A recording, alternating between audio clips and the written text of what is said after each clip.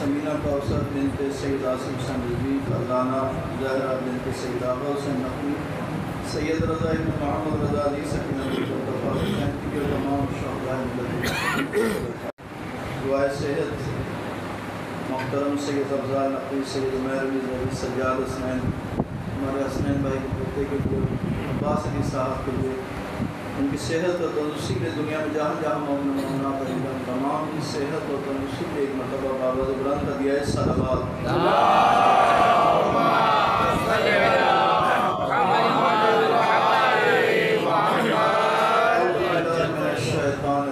بسم اللہ الرحمن الرحیم، الحمد للہ الذی ہدانا لہذا وما كنا لنہتدی لولا ان ہدانا اللہ، لقد جاءت رسل ربنا بالحق والصلاة والسلام على النبي الأمي المكي المدني العربي الحرش العاشقي أبي القاسم محمد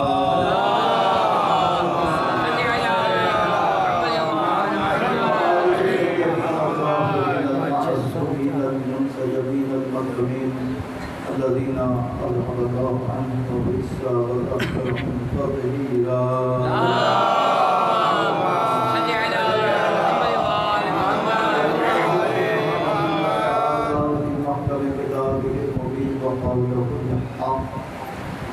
بسم الله الرحمن الرحيم، وإذ ابتلى إبراهيم ربه بكلمات فأتمهن قال إني جاعلك للناس إماما قال ومن ذريتي قال لا ينال عهد الظالمين۔ درود پر توجہ۔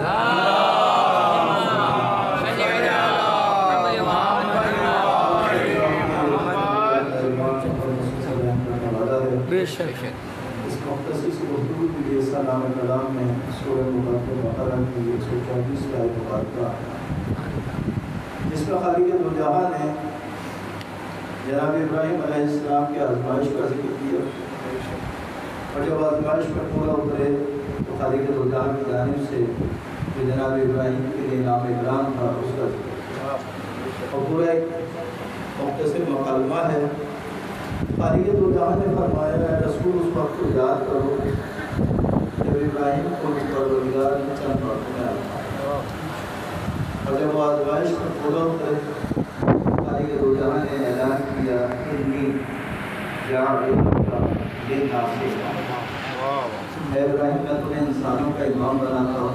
سبحان اللہ سبحان اللہ۔ جناب ابراہیم علیہ السلام نے عرض کیا قال ومن ذریتی، پروردگار کیا یہ عہدہ میری ذریت میں جائے گا؟ خالق دو جہاں نے فرمایا لا ینال عہد الظالمین، میرے عہدے پر ظالموں میں سے کوئی شخص فائز نہیں۔ خالق دو جہاں نے جناب ابراہیم کو منصب نبوت اور منصب رسالت عطا کیا، لیکن اس کے باوجود خالق دو جہاں جناب ابراہیم کے مرتبے کو اور بلند کرنا چاہتا ہے۔ سبحان اللہ سبحان اللہ سبحان اللہ۔ اور لفظ استعمال کرتا ہے کہ ہم نے تمہیں آزمایا چند باتوں میں۔ ملائکہ کائنات اگر المومنین حضرت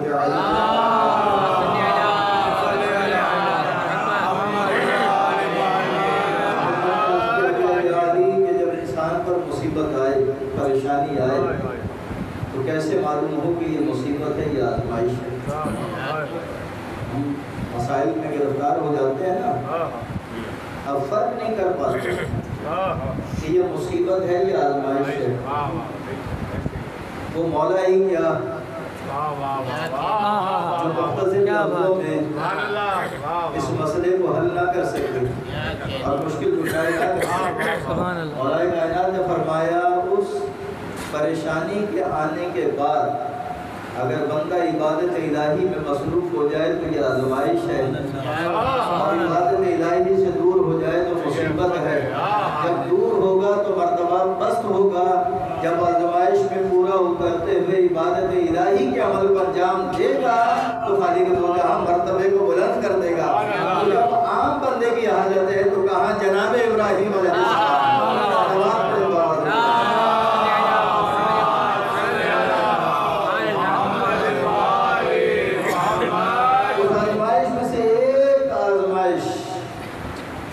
आजमाइश क्या?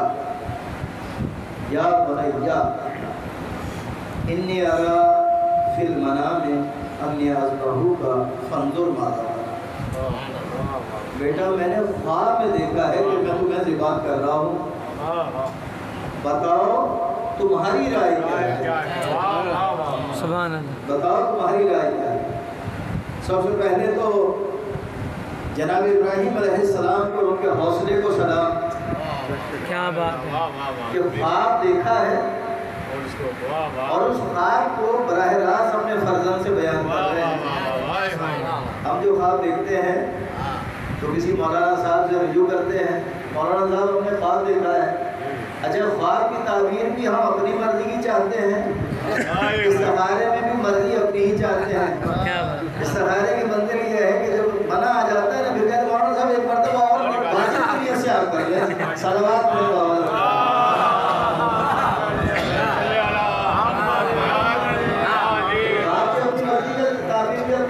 चाहते हैं और इस्तिखारा भी अपनी मर्जी। क्योंकि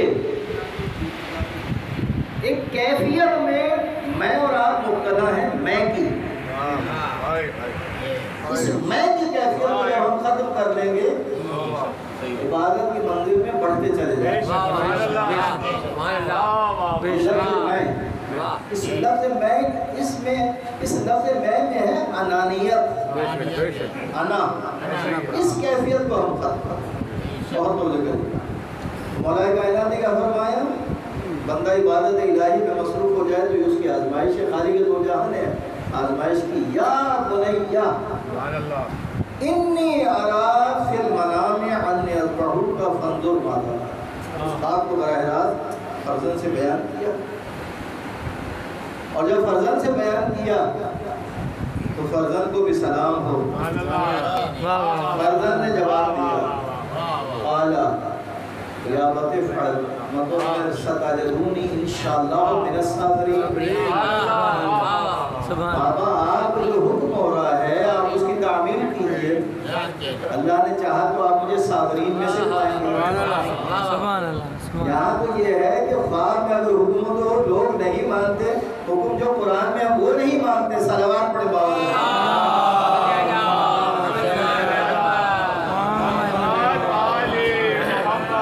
जनाब इब्राहीम ने क्या लफ्ज़ इस्तेमाल किया? मैंने ख्वाब में देखा है कि मैं तुम्हें ज़िबा कर रहा हूँ, बताओ तुम्हारी राय क्या है? ये राय लेने की क्या जरूरत थी? राय लेने की क्या जरूरत थी? अगर राय ना लेते तो ये कारनामा फकत कारनामा इब्राहीमी कहलाता। क्या बात। राय लेनी तो ये कारनामा इब्राहीम भी है, कारनामा इस्माइल भी है।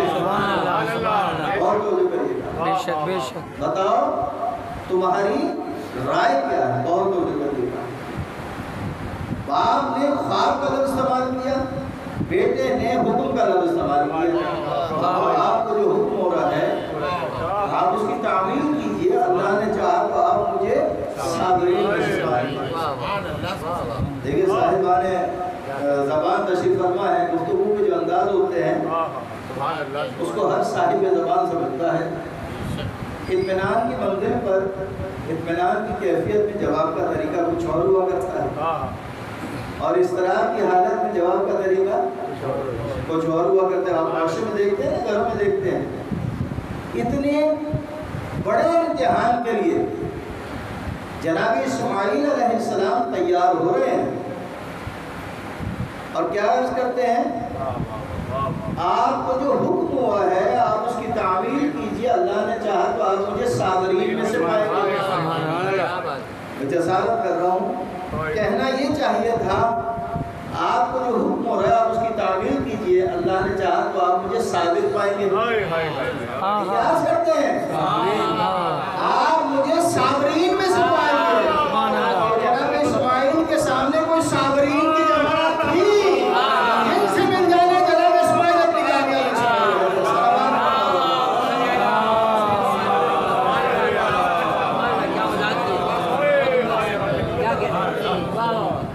जिनसे मिल जाना जनाब इस्माइल अपनी कामयाबी समझ। वरना कहने क्या चाहिए? आप मुझे सब्र करने वाला पाएंगे, आप मुझे साबिर पाएंगे। नहीं, आप मुझे साबिरीन पाएंगे। साबिरीन की है जिनसे मिल जाना जनाब इस्माइल अपनी कामयाबी خالق دو جہاں نے جب جناب ابراہیم اور جناب اسماعیل کے اس مکالمے کو سنا اور اب جناب ابراہیم علیہ السلام نے اس خواب کو عملی طور پر انجام دینے کے لیے جب عمل کیا وہ کیا کیا؟ زوجہ سے فرمایا میرے بیٹے کو تیار کرو۔ جناب اسماعیل کی والدہ شانہ کر رہی ہیں اپنے فرزند کے، اور ایک مرتبہ جناب ابراہیم سے سوال کرتی ہیں کہ آپ میرے فرزند کو کہاں لے جا رہے ہیں؟ کیا فرماتے ہیں؟ میں دوست سے ملاقات کے لیے جا رہا ہوں، میں دوست سے ملاقات کے لیے لے جا رہا ہوں۔ اور جب چلے ہیں اور خاص مقام پر پہنچے، جب خاص مقام پر پہنچے تو جناب اسماعیل کو اپنے سامنے بٹھایا، اپنی آنکھوں پر پٹی باندھی اور جناب اسماعیل کے پاؤں میں رسی باندھی اور اپنے ہاتھ میں چھری دی۔ کیا حوصلہ ہے جناب ابراہیم ہے، لیکن یہیں تک حوصلہ ہے۔ جناب ابراہیم کا گلے پر چھری رکھی، مخلوقات ہیں گریہ کر رہی ہیں، مخلوقات گریہ کر رہی ہیں، رحمت الہی جوش میں آ رہی ہے، اور جناب اسماعیل کے بدلے میں جو ذبح ہوا وہ فدیہ ذبح ہوا، بہت توجہ کریے۔ اور خالق دو جہاں نے کیا فرمایا؟ قد صدقت الرؤیا، اے ابراہیم تم نے خواب کو سچا کر دکھایا۔ سبحان اللہ۔ خواب کیا دیکھا تھا؟ میں تمہیں ذبح کر رہا ہوں، کر چکا نہیں ہوں، میں تمہیں ذبح کر رہا ہوں، کر چکا نہیں ہوں۔ ذبح کرنے کے لیے جو چیزیں درکار ہے وہ کیا ہے؟ جسے ذبح کرنا ہو سامنے ہو، ہاتھ میں چھری ہو اور ذبح کرنے والا بھی موجود ہو۔ جناب ابراہیم علیہ السلام نے سارے عمل کو انجام دیا تو خالق دو جہاں نے کیا فرمایا؟ اے ابراہیم تم نے خواب کو سچا کر دکھایا، وَفَدَيْنَاهُ بِذِبْحٍ عَظِيمٍ، ہم نے اس قربانی کو ذبح عظیم میں بدل دیا، ہم نے اس قربانی کو ذبح عظیم میں بدل دیا۔ اب میں کہوں اس مقام پر نبی زادہ بچ گیا، اس مقام پر نبی زادہ بچ گیا۔ اس یادگار کو قائم رکھنے کے لیے قیامت تک قربانی کا سلسلہ چلے گا یا نہیں چلے گا، جاری ہے یا نہیں جاری ہے؟ اگر نبی زادہ بچ جائے اس کی یاد قیامت تک باقی رہے۔ کربلا کے میدان میں نبی زادہ نے عملی طور پر قربانی پیش کی ہے، اگر وہ یادگار قائم رہے گی تو یہ یادگار بھی قائم رہے گی۔ سلام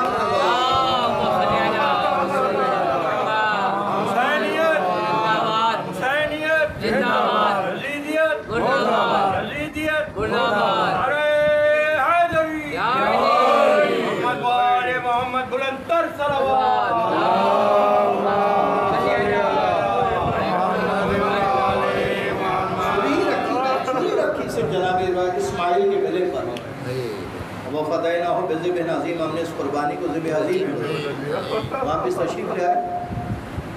کچھ دنوں کے بعد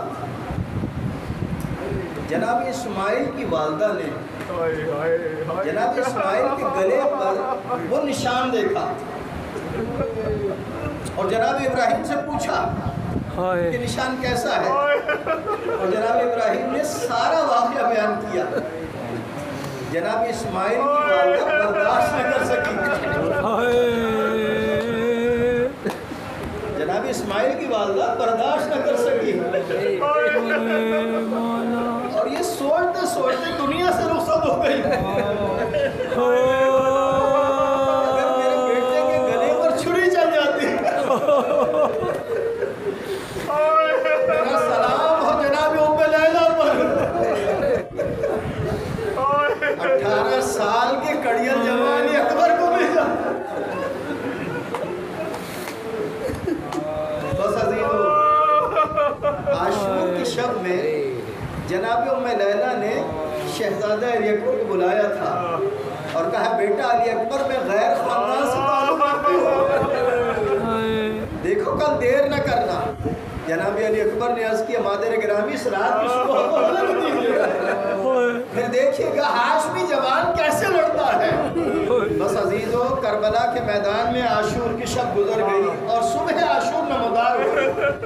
حجاج ابن مسروق کو جو مؤذن تھا نا اسے روک دیا، اور کہا بیٹا علی اکبر اب میرے نانا کے لہجے میں اذان کہو۔ علی اکبر نے لہجہ محمد میں اذان کہی۔ جب آسماں پہ صبح کا تارا ہوا آیا، بھائی بہن میں ہونے لگی غم کی داستان۔ اکبر سے اشک بھر کے یہ بولے شہ زمان، وقت نماز صبح اے میرے نوجوان، ارمان کچھ تو دکھیا پہن کے نکال دے، آج آخری اذان میرے یوسف نے علی اکبر نے اذان کہی اور تیروں کی بارش ہوئی۔ بس ایک وقت آیا علی اکبر اجازت کے لیے آئے، مختصر کیا میں نے، علی اکبر اجازت کے لیے آئے۔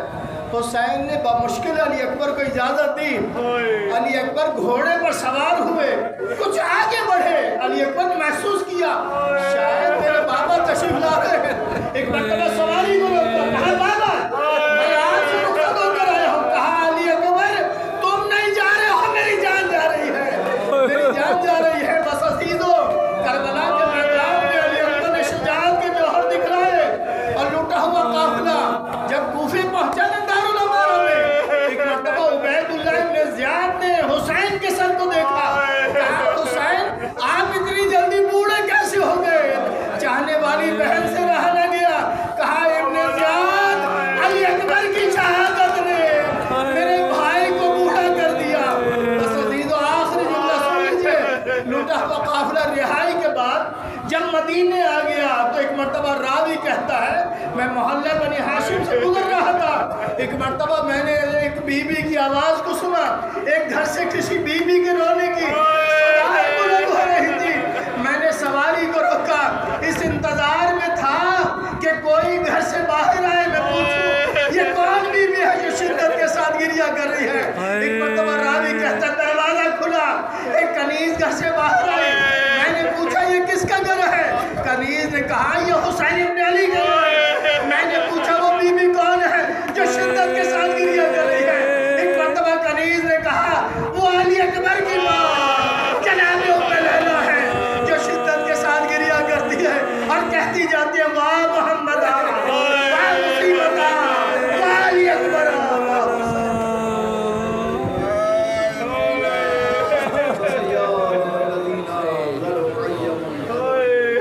خداوندہ اس قلیل و عظیم عبادت کو اپنی بارگاہ میں قبول و منظور الہی آمین۔ سب کو اسوائے معصومین پہ چلنے کی توفیق عطا الہی آمین۔ دنیا میں جہاں جہاں مومنین آباد ہیں سب کی جان والے عزت آبروں کی حفاظت فرما الہی آمین۔